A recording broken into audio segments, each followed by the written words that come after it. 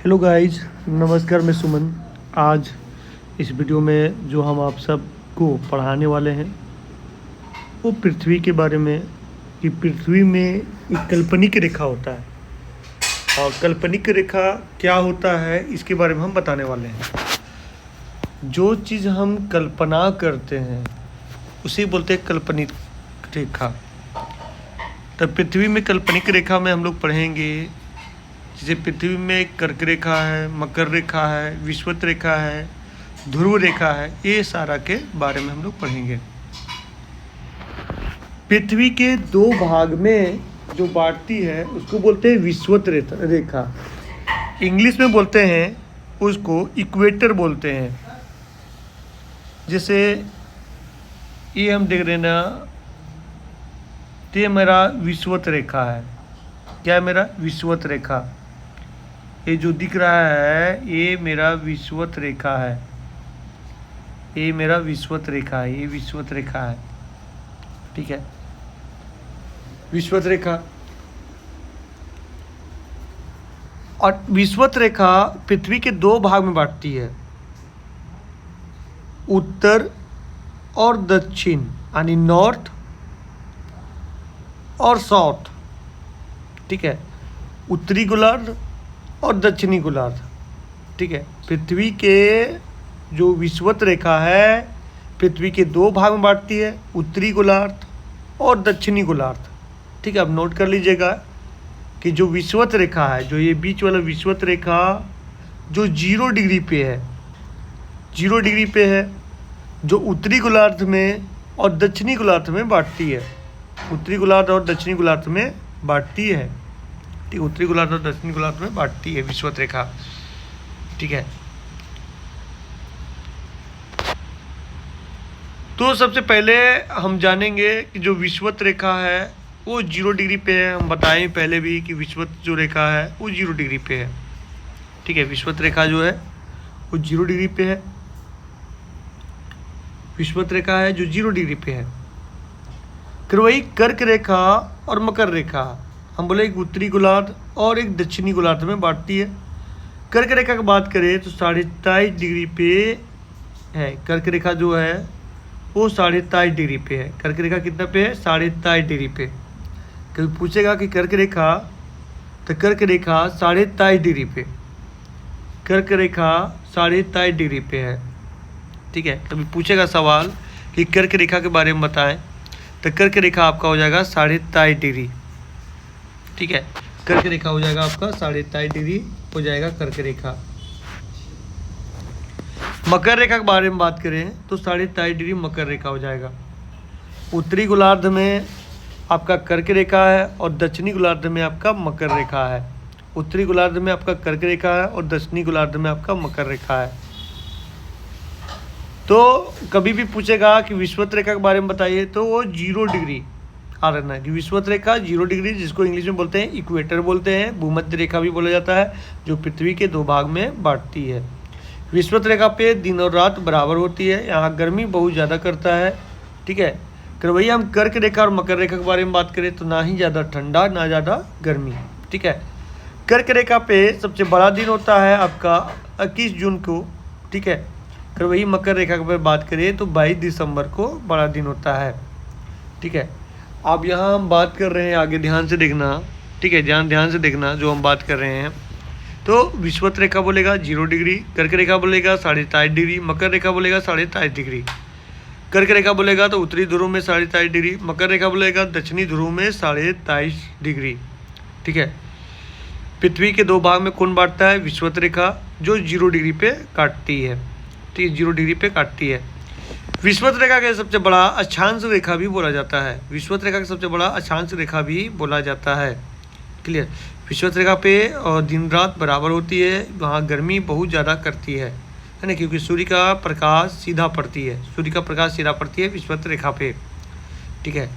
और कर्क रेखा और मकर रेखा के बीच, कर्क रेखा और मकर रेखा के बारे में बीच में हम बात करें तो कर्क रेखा और जो मकर रेखा के बीच में क्या है आपका उष्णकटिबंध है, उष्णकटिबंध है। कर्क रेखा और मकर रेखा के बीच में उष्णकटिबंध है, ठीक है। कर्क रेखा और मकर रेखा के बीच में उष्णकटिबंध है कर्क रेखा भी विषुवत रेखा के बीच में उष्ण कटिबंध है। और उष्ण कटिबंध जो होता है ना, ये ना गर्मी बहुत ज़्यादा करता है, इसका उष्ण कटिबंध है। क्या है? उष्ण कटिबंध है, गर्मी बहुत ज़्यादा करता है। ठीक है। उसके बाद हम आगे बता रहे हैं, बात करते हैं हम मकर रेखा के बारे में। और उसके बाद अब बात करते हैं हम मकर रेखा के बारे में। तो मकर रेखा जो है वो न ज़्यादा ठंडा न ज़्यादा गर्म, उसी प्रकार कर्क रेखा न ज़्यादा ठंडा न ज़्यादा गर्म। ठीक है। अब बात करते हैं हम ध्रुव के बारे में। तो ध्रुव में पूरा ठंडा है। ठीक है, ध्रुव में पूरा ठंडा है। ठीक है, क्योंकि सूर्य का प्रकाश तिरछा पड़ता है। कर वही विषुवत रेखा पे सीधा पड़ता है, कर्क पे हल्का तिरछा पड़ता है। जिसे देखिए यहाँ है सूर्य, तो ये देखिए तिरछा पड़ रही है। ठीक है, विषुवत रेखा पे सीधा पड़ रही है, और वही ध्रुव पे पूरा तिरछा पड़ रही है। ठीक है। तो आप मतलब बोला जाए तो जो ध्रुव पर है वो बहुत ज़्यादा ठंडा होती है। और ठंडा होने के रीज़न क्या है ध्रुव पे, कि पूरा ठंडा मौसम है वहाँ। क्या है? पूरा ठंडा मौसम है ध्रुव पे, उत्तरी ध्रुव पर भी और दक्षिणी ध्रुव पर पूरा ठंडा बर्फ़ जमा हुआ है। तो वही उष्णकटिबंध और विषुवत जो बता रहे हैं, उष्णकटिबंध और विषुवत के बारे में हम बता रहे हैं। तो उष्णकटिबंध होता है जो कर्क रेखा और मकर रेखा के बीच में होती है। और सेकेंड हम बात करें तो और आज वीडियो बंद करना 2 मिनट। ओए ओ हीरो, राज वीडियो बंद करना, वीडियो बने लेगी।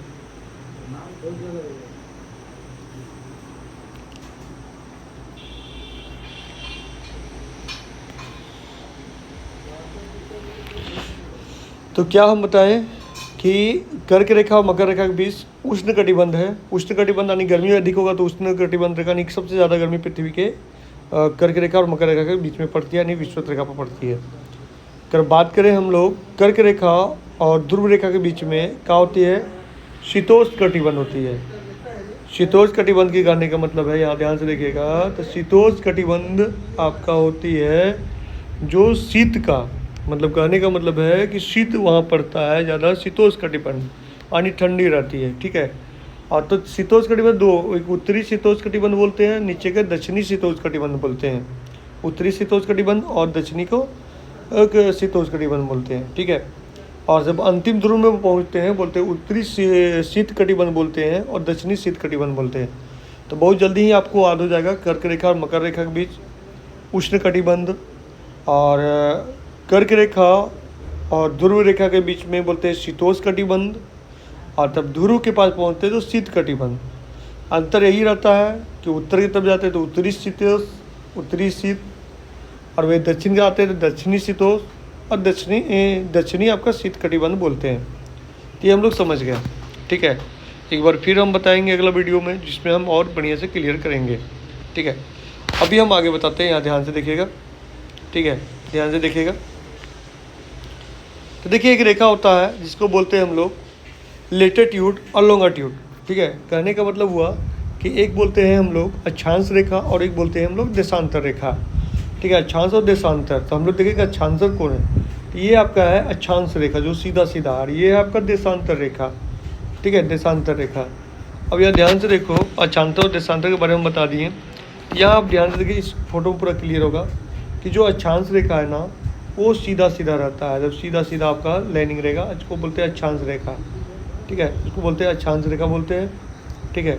अगर वही बात करें हम देशांतर रेखा के बारे में बात करें, तो देशांतर रेखा रहता है जो बगल में आपको दिख रहा है, जैसे ये प्रकार के, जिसको बोलते हैं देशांतर रेखा बोलते हैं।